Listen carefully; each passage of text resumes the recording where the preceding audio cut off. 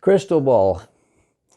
Always been one of my favorite things, thinking about the future. Of course, this is a snowball, something about the past.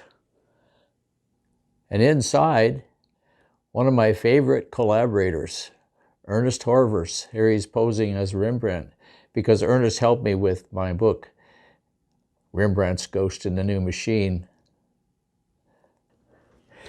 He is a chocolatier in Canada at the time, and in the novel there is a scene where we use chocolate, and he came up with a way to print from etching plates using his chocolate.